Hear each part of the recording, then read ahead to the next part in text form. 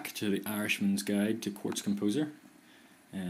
Today's lesson is going to cover how to move things around, basically using some controller objects instead of always having to publish inputs to MIDI control or always having to manipulate them yourself. You can use controllers to do that for you, and that can create some great results.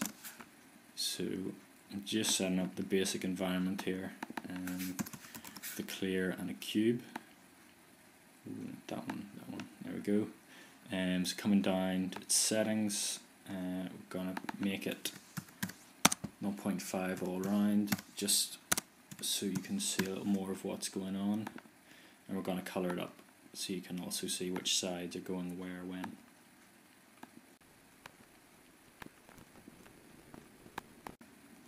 Okay, so let's grab an LFO, and it comes. So got a bunch of parameters here that are quite complex looking. Don't worry about that. Just grab a result, stick it onto a bit of the cube and see what's happening. So we can see here that the cube started sort of grooving from side to side. Now in quartz geometry, the way Quartz thinks of the world, that's about your 0 line, that's about 0.5, and that's about 1. So if we come down to our settings, we see something that makes a bit of sense here, because we've got an offset of 0.5. So that means type, these are mathematical waves. So a sine wave is a wave that kind of moves up and down, up and down. So it's starting, center point is 0.5 and amplitude is 0.5. So basically it's moving a half either side of 0.5. So if we wanted to get it to go across the whole thing, see that's increased it, and then we drop the offset down to 0, and there we have our cube moving across. Now it's moving pretty fast, so I'm going to chill it out with 4.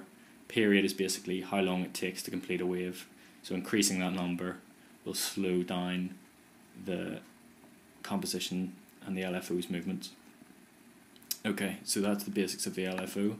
Just going to give it a name so we know what's going on. So right now it's an X pause LFO, and then if we want another LFO, just drag it in, and the thing again, and its settings. This one we're going to make a rotation LFO.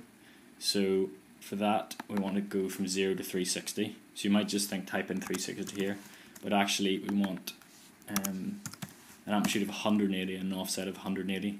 So 180 will be our middle point, and it'll swing from 0 to 360. If you put in 0 and 360, you'll get a minus 360 to positive 360, a 720 rotation, which is obviously twice round and quite fast. So dropping that on the Y rotation, then we can see our cube's now spinning like crazy. So we'll slow that down. 7, or let's go 3 actually. So what I've done here is deliberately I've picked a non square number, because the first LFO is on period 4. So if we left the second LFO on period 4, then we'd only ever see the same sides of the cube as the way the waves would work. They would always cross at the same point.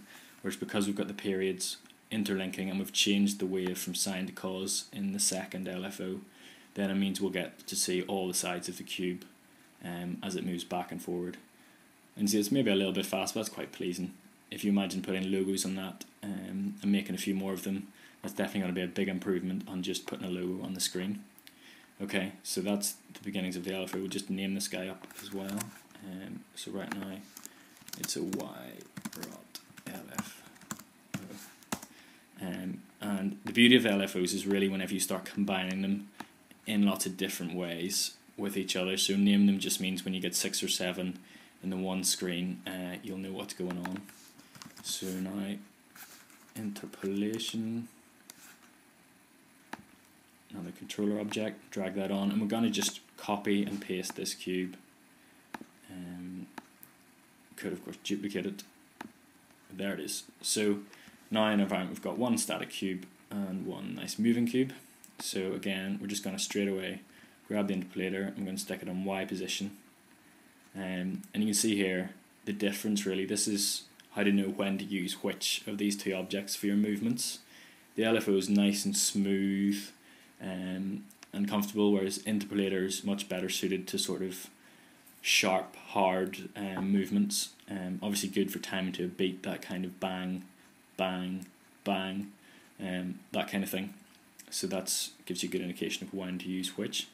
So coming down now to its settings and having a look, you can see it makes a lot more sense just to read it. You've got a start value, an end value, and duration. So we're currently going from 0, the 0 line, this would be in the Y, up to 1, and it's taking just 1 second. So we'll just start at -1, so now we get a nice pass by, and duration, just put 2. Keep everything smooth. Tension, it controls sort of, it'll do a hang at the one end or the -1, the sort of beginning or end. So that's just a way of, again, smoothing things out or changing things up to make them look a bit more interesting. Repeat mode, pretty obvious. Mirrored loop is one you quite often use, or loop. The other two, not really so useful for our VJ application. And then interpolation, this is just basically in this third setting we see a line, and you imagine we're travelling straight with this one from -1 to 1, and now using these other mathematical functions we can alter that line, and similar to tension, it'll alter the way in which the movement is. So if we go for quadratic out here, you see we're getting a sort of bounce at the bottom, which is quite nice, and then we can see what that means here. So you can see we're coming quickly up and then slowing down. So that's just how those curves work and those settings work. To be honest, you don't really need to worry about the curves, or just, you know, with all these things, only use as much as you need. And so a simple, normally what I'll only ever change in these is just these top 3 values. Okay, so that should be enough to get you playing with the LFO and the interpolation, and we'll touch on including them in much bigger stuff in later tutorials. So that is the end of this lesson. Take it easy.